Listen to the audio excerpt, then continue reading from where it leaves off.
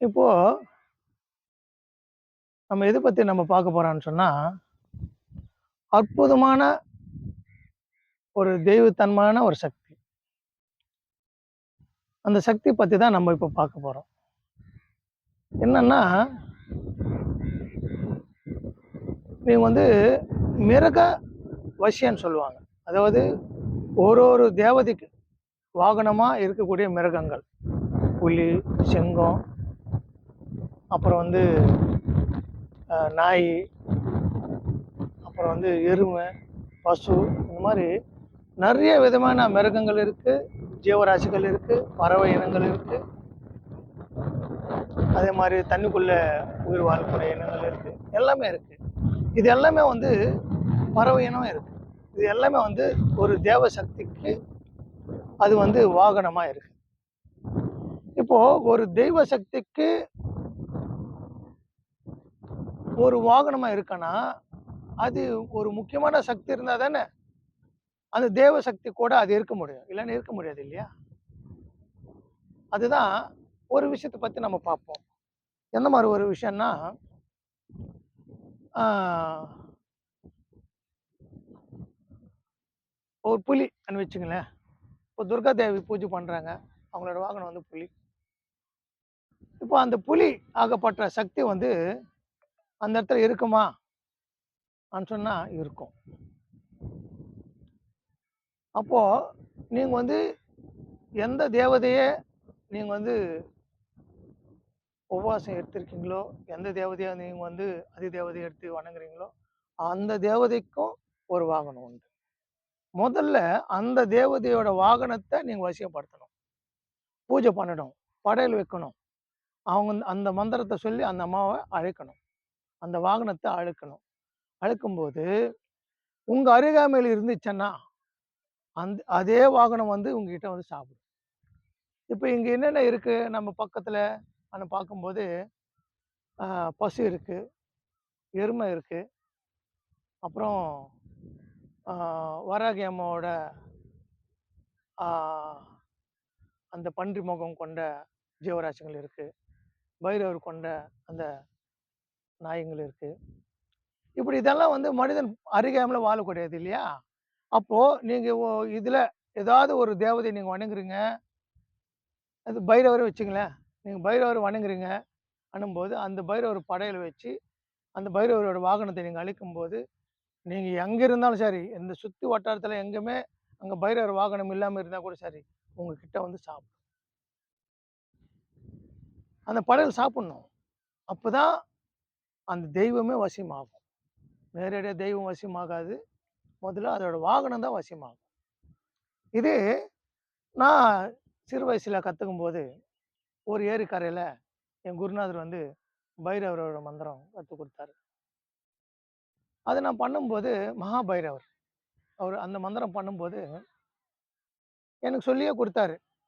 ஐயாவோட வாகனங்கள் வரும். பயப்படாத அப்படின்னு சொல்லிக் குடுத்தாரு. அப்புறம் நான் படையெல்லாம் வச்சுட்டு, நானும் இன்னொரு நண்பர், என் கூட இருக்கிற நண்பர் கூட்டின்னு போனேன். படையல் வச்சுட்டு மந்திரத்த படிக்கிறாங்க. என்ன படையல் வச்சிருப்பேன்? வெத்தல பாக்கு, பழம், வாழைப்பழம், அவுள் கடலை பொரி, வெல்லம், கற்பூரம், ஊதுவத்தி இவ்வளோதாங்க படையல் வச்சேன்.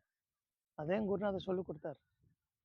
அந்த படையல் வச்சு அந்த மந்திரத்த படிக்கும்போது, ஒரு 20 நாய்ங்க கிட்ட என்னோட ஒரு 3 அடி, 4 அடி தூரத்துல அப்படியே சுத்தி உட்காந்துச்சு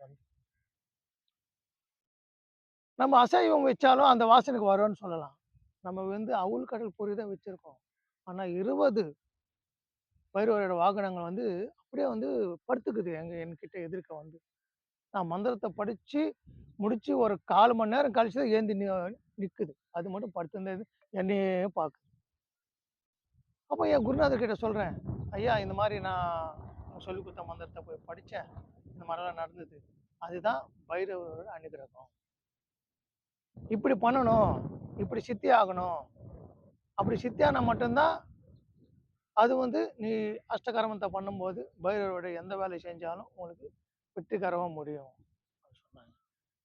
அதே மாரி வாராகி அம்மாவோட வித்தைய கத்துக்கும்போது, ஒரு ஆளுங்க நடமாட்டம் இல்லாத இடத்துல ஒரு பொட்டம் காடு. அங்க போயிட்டு பயிற்சி பண்றேன் அது. பண்ணும்போது எப்படி பார்த்தாலும் ஆ ஒரு கூட்டமா ஒரு கூட்டமானா ஒரு 50, 60 எரும மாடுகள் இருக்கும். அங்க ஏரிக்கரையாண்ட மேய்க்கின்ற எரும மாடு. நான் வந்து ஒரு பொட்டலங்காடு ஏரிக்கரை தாண்டி இருக்கேன். அங்க பூஜை பண்றேன். அது எல்லாமே என்ன நோக்கி வருது. வந்து என்கிட்ட அப்படியே வந்து சுத்தி அப்படியே நின்னுக்கின்னு என்னையே மொறச்சு பாக்குது. என் கூட இருந்த ஆட்கள் வந்து ஆ பூ வியாபாரிங்க அவங்க. அவங்ககிட்ட ஒரு பிரச்சனை. அப்போ வந்து என் குருநாதர பார்க்க வந்திருந்தாங்க. நான் பூஜை பண்ண போகும்போது எனக்கு பாதுகாப்பா அவங்கள அனுப்பிச்சாங்க. "நீ போய் இருப்பா, தம்பி பூஜை பண்ணிட்டு வருவாருன்னு." அப்போ அவங்க எப்படிப்பட்டவங்கன்னா, அவங்க வந்து சில ரவுடிசம் பண்றவங்க, சண்டை செய்றவங்க.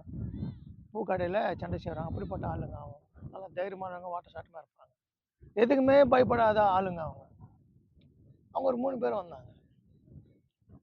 நான் உட்கார்ந்துட்டு அம்மாவோட மந்திரத்த ஜெபம் பண்ணியிருக்கேன். அத்தனை எரும மாடுகள் என்ன நோக்கி ஓடி ஓடி வருது அங்கருந்து. ஓடி வரும்போது இவங்கலாம் பயந்துட்டு என்ன எழுப்புறாங்க. "எழுந்திருப்பா, எழுந்திருப்பா. எரும மாடு வந்து மிதிச்சிற போது. எழுந்திருப்பா, எழுந்திருப்பான்னு." அப்ப நான் வந்து கண்ணு தொறக்காதன்னு சொல்லியிருக்காரு குருநாதரு மந்திரத்த படிக்கும்போது. படிச்சு முடிச்ச பிற்பாடு தான் கண்ணு தொறக்கணும்னு கண்ணு தொறந்து பார்த்தா, என்கிட்ட 2 அடி தூரத்திலயும் அப்படியே அந்த படையல் வச்ச இடத்துலயும் அப்படியே வந்து என்ன அப்படியே மொறச்சு பாக்குதுங்க. கூட்டம் கூட்டமா இருக்குதுங்க. இவங்க என் கூட வந்தாங்க பாருங்க எனக்கு பாதுகாப்புக்கு. எல்லாம் ஓடிட்டாங்க. எங்க இருக்காங்கன்னு தெரியல. அவங்க பைக் வச்சிருந்தாங்கல்ல, அந்த பைக் பின்னாடி போய் ஒளிஞ்சுன்னு இருக்காங்க. அதுக்கப்புறம் நான் வச்ச படையல் எடுத்து கையில வச்சு அது சாப்பிட்டேன். சாப்பிட்ட பிற்பாடு நான் அவங்க கால்ல வந்து ஆசீர்வாதம் வாங்கிட்டு, எனக்கு எனக்கு வந்து கருணை காட்டுனது ரொம்ப நன்றி. எனக்கு வந்து நான் செய்யக்கூடிய வேலைகள் அனைத்தும் நல்லபடியா நடத்தி குடுங்க. சொல்லிட்டு நானு அம்மாகிட்ட அந்த வரம் வாங்குனேன். அப்படி ஒரு ஒரு வித்தை செய்றப்போ அதுக்குரிய தெய்வ வாகனமாகப்பட்டது வந்து அனுகிரகம் புரியிற மட்டும் நீங்க பயிற்சி பண்ணணும். அவ்வளோ கடுமையான மந்திர பயிற்சி பண்ணா மட்டும் தான் நீங்க வெற்றி கொள்ள முடியும். இல்லன்னா இந்த உலகத்துல நம்ம வந்து முழுமையான சக்தி அடைய முடியாம, இறை சக்தி என்னன்னு பார்க்க முடியாம, நம்ம 10ஓட 11 இருக்கிற மாரி தான் இருக்கும்.